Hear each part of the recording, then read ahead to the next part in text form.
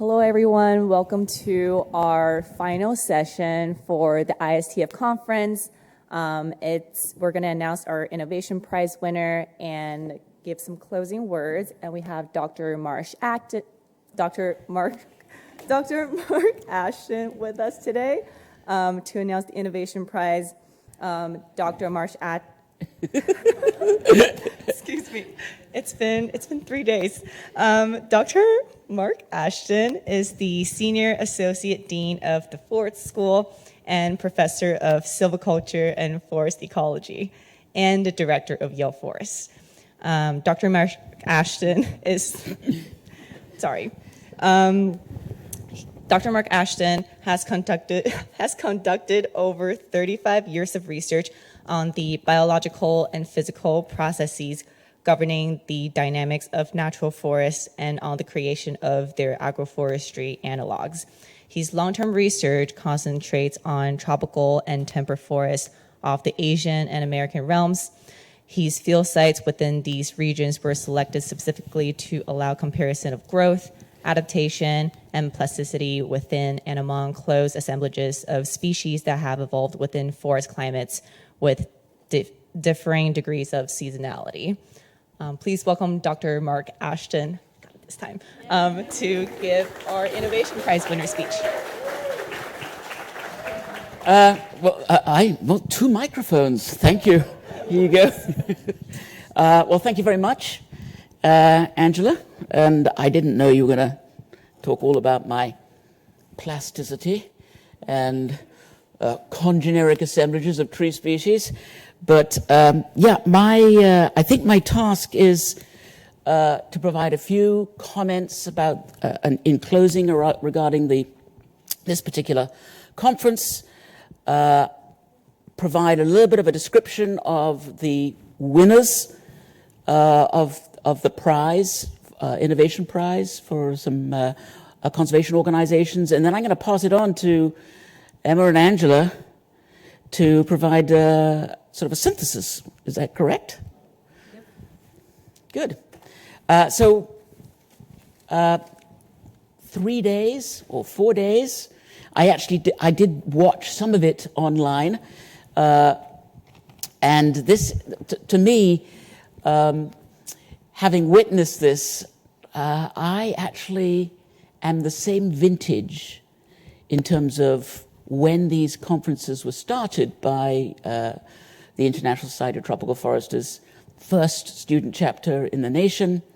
I started my job, so 1992, long time ago. And so I've been witnessing and participating. In the early days, I was enthusiastic. I'd be coming to all the talks. But then as administration comes along, things decline. See all that gray hair. So, but what I would like to say is thank you. Thank you for coming. Every year, the students develop and create sort of a cutting edge, innovative, novel, creative sort of thought process of what some of the issues are around forests, tropical forests, around people in forests, around restoration, around rehabilitation, around sustainability, around all those kinds of both synergies and conflicts around forests, particularly in the global south and particularly around tropical forests. So I'd really like to, first of all, thank all the students, the organizing students in ISTF. So let's give them a round of applause, and particularly, I believe it's Emma and Angela.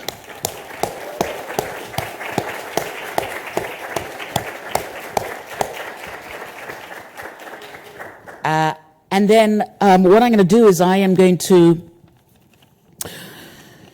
talk a little about the Innovation Prize. There are really 2 winners out of a whole host of applicants, and there was a lot of careful vetting to essentially get to these 2 applicants that were then subsequently voted upon, and so there are basically 2 winners. Whoever comes second should think of themselves as a winner as well. And so what I'm going to do is I'm going to basically give you a little bit of a description of those organizations. I know one, and Ruth is sitting in the front row, so former director, I believe. Maybe not. She's looking somewhat embarrassed. Now moved on to CI. But first, let me sort of provide a little description about the awesome video and the presentation from Sandra Vasquez, representing ProEco Azuero. ProEco Azuero is a living laboratory located on Panama's Azuero Peninsula, focused on reforestation, habitat restoration, sustainable land use, and environmental education. It has sort of a whole inspiration of learning on how this team combines community outreach with science and fieldwork to create models that are scalable and replicable worldwide. So the Azuero, the ProEco Azuero, they seek to preserve and promote healthy communities by helping people to make informed decisions, take sustainable actions, and share knowledge. And my understanding is, I know it used to be called the Azuero Foundation, I believe. Okay. Oh, gone through some names. Okay, but the logo is a spider monkey, which is just really neat. And have a look at the webpage. The other one is, and I apologize if I mispronounce the name, Rinchu Raman gave an insightful presentation on the work of the Rainforest Biodiversity of Phalee in the Phalee province of northeast India. Excuse me while I turn over. It started as a citizen science project in Phalee village, with the goals to document flora and fauna and to create awareness and infuse scientific information for all species in their region. The organization aims to improve the agro-system and environmental conservation systems that they have by accumulating or recording all the traditional knowledge and scientific information harbored within their community. Their main objectives are the preservation and conservation and education of biodiversity and people's culture.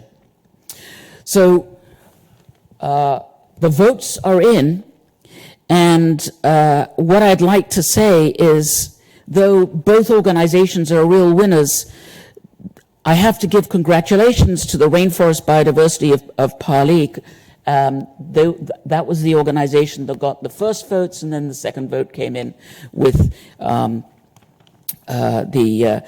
ProEco Azuero. So either way, I believe both get a little fund, but congratulations to both.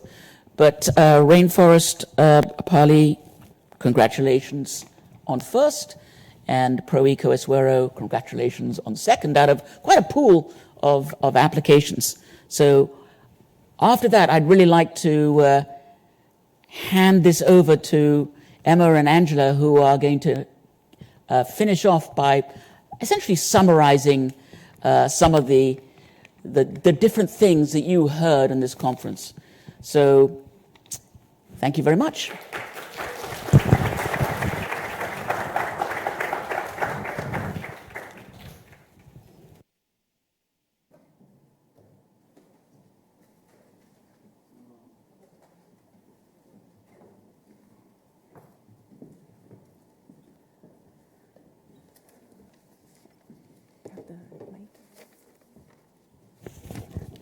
Thank you, Dr. Mark Ashton, for announcing our Innovation Prize winners. There's no loser in this space, only winners. And we are so excited to have Sandra here in person to present her incredible work.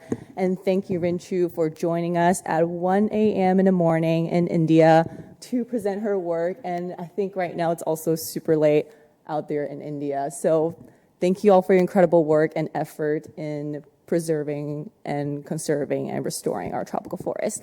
And Sandra, I'm not sure, can you come to the middle of the stage so we can applaud you and Rinchu at the same time? Thank you all for your incredible work and congratulations. Thank you.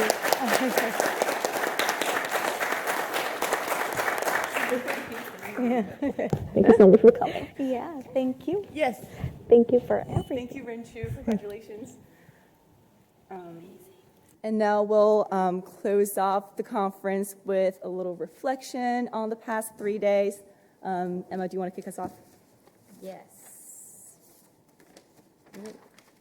So now, after that exciting announcement and congratulating both of our amazing finalists, we would like to end the conference with some closing reflections. Yes. Over the past 3 days, our conference attendees and speakers have connected ecological, social, and economic understandings of various types of feedback system in the tropical forest, such as natural disaster, public health, deforestation, conservation finance, and many more. We exchanged ideas and shared resources. We examined the role of interconnectedness from myriad perspectives, building collaborations across disciplines to enact actionable changes. We find hope in the midst of an often grim forecast for the tropics through learning innovative system approaches to build resiliency and adaptation. To envision the future of tropical forests, it is clear that we must learn from the past to revisit previous failures to inform our action now in safeguarding and restoring tropical ecosystem and beyond. So through both of our keynote sessions, we heard from Dr. Pablo Pacheco and Dr. Juliette Biao on the fate of tropical forests in an interconnected world, as well as the role of gender equity within the tropical forestry realm. Their words highlighted the importance of local communities and local contexts, the need for proper scaling, and the importance of equitable project design. We are left reflecting on the urgent need for implementation, putting plans and collaborations into action in order to achieve global forest initiatives. Through our panel discussions, we discussed how degraded land can support biodiversity and is worth conserving. We explored how art can be a channel for communities to express their understanding of ecosystems around them, and as well as their hope for the future. And we are demonstrating that expression of art through our mural out there. And everyone should put your little mark on the mural before you leave. And we find hope in greater integration of traditional knowledge into scientific studies with more intentional hiring of staff in academic institutions and the growing awareness among student bodies and the public. We hear call for actions on investing in readiness to build capacity for communities that are not yet prepared to launch investable projects. We hear about the shift the power movement in shifting the international funding interest in the right direction instead of going along with them, and the building of private-public alliance to organize a systemic flow of investment. In addition, we also had a number of amazing participants come to share posters on topics ranging from agroforestry initiatives with refugees to the creation of milkweed fiber markets for sustainable supply chains. Our breakout sessions created an interactive space for conference attendees to learn and discuss. And we came together as a community of learners to paint a mural depicting a forest of the future and bonding after a full day of productive sessions. We were able to bridge the gap between in-person and online attendees, hosting people together in New Haven, while also attempting to reach a broader audience worldwide, hosting this conference in a hybrid format. And before closing, we'd like to thank our sponsors again for the conference. Without these sponsors, this would have never happened. We would also like to express our deepest gratitude to our staff, faculty, student team, and volunteers who made this conference possible. It's been an incredible 3 days, and we can't imagine doing this without the support of our incredible communities. Yeah. So yes, again, just to reiterate, thank you to both our in-person and online attendees for sharing this experience with us.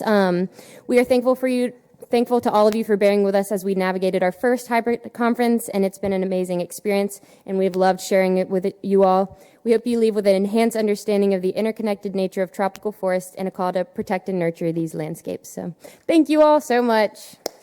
Thank you, everyone. Yes, and I'm going to tell the team to come up. Yes. And we'd now like to invite anyone who's here who was on the conference planning team to come up so we can applaud all of you. Yes. And take a picture. Yeah. So come on. It's like everyone here. Thank you to all of our online attendees too, and thank you for joining us, and we're trying to make this accessible to our online attendees. Thank you very much, and see everyone next year. Can we have one last big round of applause for our co-chairs, Emma and Angela? They did an incredible job bringing this to everybody.